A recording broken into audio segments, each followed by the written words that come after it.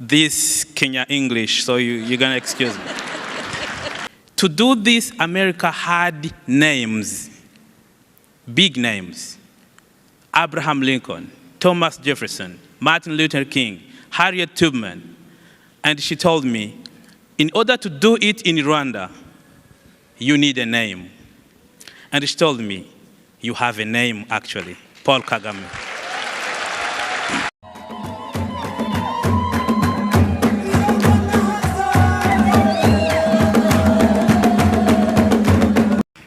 It's historical. It's Rwanda at 30. You can get it. Another thing that is a little bit complicated with me is I've been speaking Kinyarwanda the entire life, and now I'm supposed to speak after gender in English. And so I'm going to represent all the people who speak this Kenya English, so you're going to excuse me. As we are in America, I'm going to share with you a short story when I came to America for the first time. It was in 2016. It was my first time to come to the US. I was coming for my pre-doc fellowship in the NIH, the National Institutes of Health. It's actually near here, it's in Bethesda. I was going to do diabetes epidemiology, but before I came, I went to see one of the leaders in Rwanda because I wanted some, words of wisdom before I could fly for the first time. And that leader told me, you are going to America, a strong nation, well-developed, with economic power. When you go there to study your medical things, please study other things too. He actually told me, when you get out of the airport, start learning. And I told him what to learn, because I don't know the country.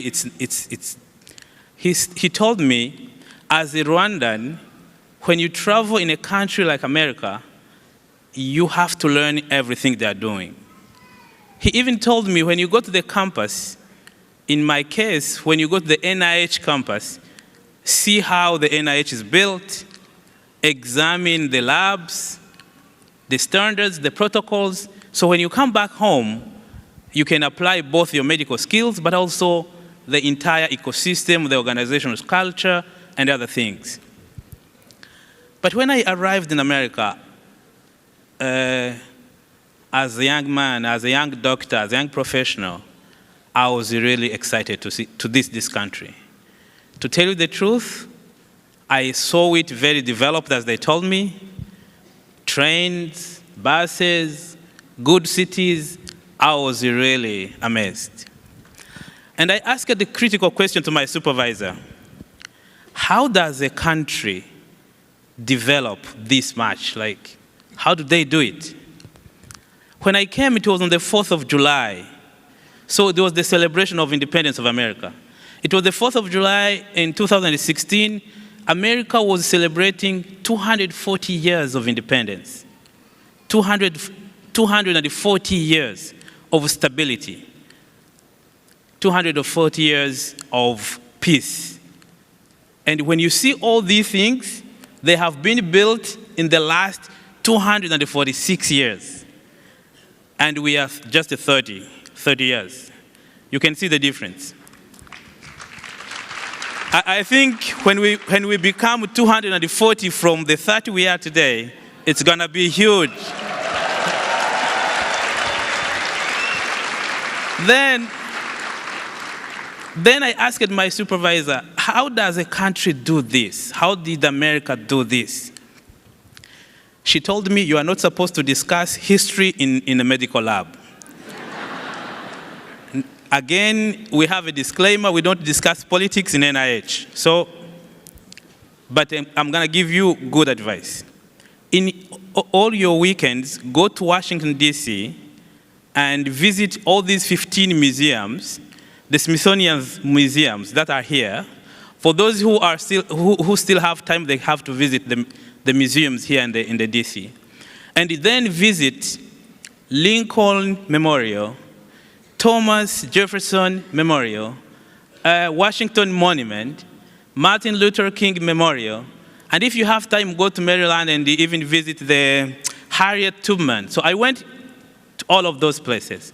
And she told me, my supervisor, what did you get as a scientist? What do you get in those names I give you? So Lincoln Memorial, Thomas Jefferson Memorial, Washington Monument. She told me, to do this, America had names, big names.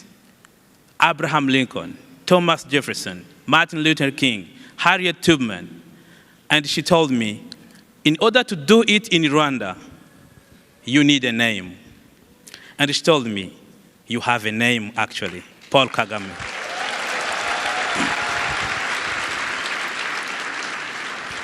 She told me in Rwanda, in the last, of course today, in the last 30 years, you have a name.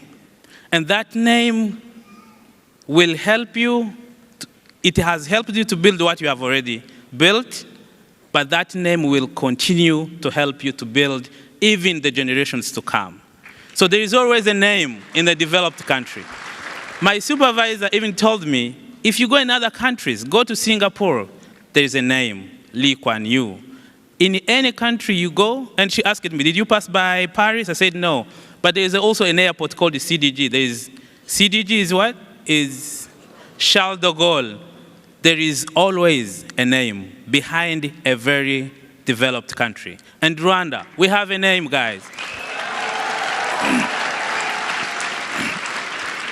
And that was number one. And then I asked her, but how do they build these big buildings, these convention centers, the universities, and these NIH?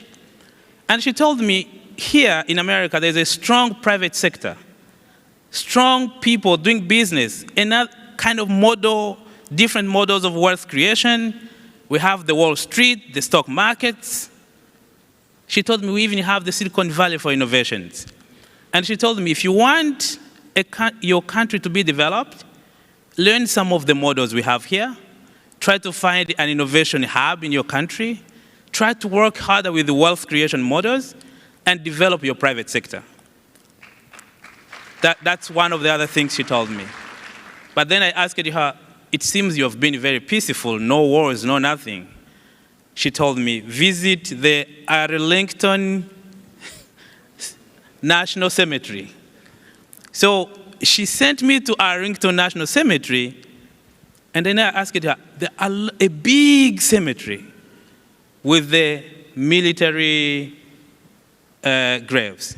And I asked her, why do you want me to go there? And she told me, for a nation to be like this, to be peaceful for this long, 240 years, you need a strong military. You need a strong army that will protect your country inside and outside. And I told her that, as far as I know, in Rwanda, when you ask the population of Rwanda, who are you satisfied with? They will tell you 99.9% we are satisfied with the president. Next, we are satisfied with our military. And I think we are there. So to tell you what I learned in America, the only thing I kept asking, Ambassador, it's the wall in the border, on the neighboring countries, the wall. Like, you always have issues with the neighbors. So then I always ask, why, if you are developed, peaceful, strong, you want to build a wall? And the easy answer is, neighbors are always like that. So you need to, you need to always deal with the neighbors. When they are hungry, they will think you have taken their food. So, even if you are developed as America, you need to deal with your neighbors. So back home also, we have some issues of the neighbors, and I don't know. I don't know if maybe the ambassador with her diplomacy will try to correct this statement. But I want to tell you that for the young people, Rwanda at 30 means the name. I think you've got the name, right? We have to love our name, protect our name, cherish our name. And when we are in 2024, we have to remember our what? Our name.